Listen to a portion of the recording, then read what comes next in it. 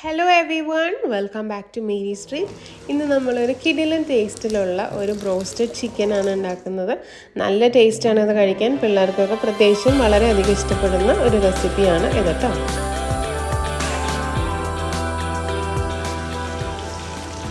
അപ്പോൾ നമുക്ക് ഈ ടേസ്റ്റി ആയിട്ടുള്ള ബ്രോസ്റ്റഡിൻ്റെ റെസിപ്പി എങ്ങനെയാണെന്ന് നോക്കാം. അതിന് വേണ്ടിയിട്ട് ഒരു വലിയ പാത്രത്തിൽ ഒരു 4 ടേബിൾ സ്പൂൺ കോൺഫ്ലോർ ചേർക്കാം.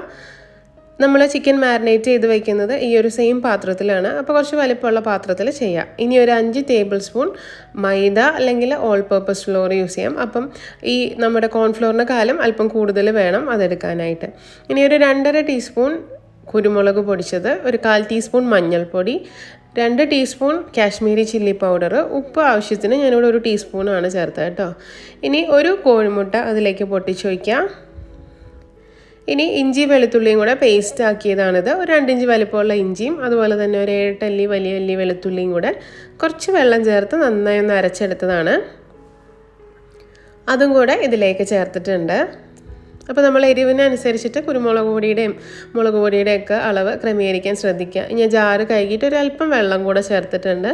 ഇനി ഇത് നന്നായിട്ട് മിക്സ് ചെയ്തെടുക്കുക. ഈ ഒരു മിക്സ്ചർ ഇതിലാണ് നമ്മുടെ ചിക്കൻ മാരിനേറ്റ് ചെയ്ത് വെക്കുന്നത്. അപ്പോൾ ഒരു ഇഡ്ഡലി ബാറ്റർ ആ ഒരു പരുവത്തിനൊക്കെ ഇതൊന്ന് നന്നായിട്ട് മിക്സ് ചെയ്തെടുക്കണം. ചിക്കനെല്ലാം ഇതിനകത്ത് മുങ്ങിക്കിടക്കുന്ന പരുവത്തിലാണ് നമ്മളിത് മിക്സ് ചെയ്യേണ്ടത്. അപ്പോൾ അതിനനുസരിച്ച് ആവശ്യത്തിന് വെള്ളം ഒഴിച്ചിട്ട് നന്നായിട്ടൊരു വിസ്കോ അല്ലെങ്കിൽ ഒരു ഫോക്കോ അല്ലെങ്കിൽ സ്പൂണോ വെച്ചിട്ട് നന്നായിട്ടൊന്ന് മിക്സ് ചെയ്തെടുക്കാം. നന്നായിട്ട് മിക്സ് ചെയ്ത് കഴിഞ്ഞതിന് ശേഷം ഞാൻ 1 കിലോ ചിക്കനാണ് യൂസ് ചെയ്തത്. തൊലിയൊക്കെ കളഞ്ഞിട്ടുള്ള മീഡിയം സൈസ് പീസസ് ആണ്. ഒരു ക്ലിപ്പ് എൻ്റെ നിന്ന് മിസ്സായിപ്പോയി. അപ്പോൾ അത് ഈ ചിക്കൻ ഇതുപോലെ ഇതിനകത്തേക്ക് തേച്ച് നന്നായിട്ട് മുക്കി വയ്ക്കുക. ഒരു മണിക്കൂർ മിനിമം എങ്കിലും നമ്മളത് മാരിനേറ്റ് ചെയ്യണം. ഒരു തലേന്ന് രാത്രിയൊക്കെ വെച്ചാൽ നന്നായിട്ട് ടേസ്റ്റ് ആയിരിക്കും കേട്ടോ. അപ്പോൾ നമുക്ക് ചിക്കൻ ഫ്രൈ ചെയ്തെടുക്കുകയാണിപ്പോൾ. സൺഫ്ലവർ ഓയിലാണ് ഞാൻ യൂസ് ചെയ്യുന്നത്. അതിൽ ചിക്കൻ ഫ്രൈ ചെയ്തെടുക്കാം. 3-4 കഷ്ണങ്ങളിട്ട് നന്നായിട്ട് തിരിച്ചു മറിച്ചും ഒരു 10-12 മിനിറ്റ് വരെ നമുക്ക് ഈ ചിക്കൻ ഒന്ന് വേവിച്ചെടുക്കണം. അധികം തീയായി പോകരുത്. അപ്പോൾ പെട്ടെന്നൊരു കരിഞ്ഞു പോകുന്ന പോലെ ഇരിക്കും ആ പുറത്തെ കോട്ടിങ്. അപ്പം നമ്മൾ ആദ്യം ഒന്ന് തീ കൂട്ടി വെച്ച് ചിക്കൻ ഇട്ടതിന് ശേഷം ലോ ടു മീഡിയം ഫ്ലെയിമിലാക്കി മെല്ലെ അതിനെ കുക്ക് ചെയ്തെടുക്കണം. ഇടയ്ക്കിടയ്ക്ക് തന്നെ ഇങ്ങനെ തിരിച്ചും മറിച്ചും ഇട്ട് കൊടുക്കുകയും വേണം കേട്ടോ. ഒരു സൈഡ് തന്നെ കുറേ നേരം ഇട്ട് വെക്കരുത്. അപ്പം ആ കളർ അങ്ങ് മാറിപ്പോവും.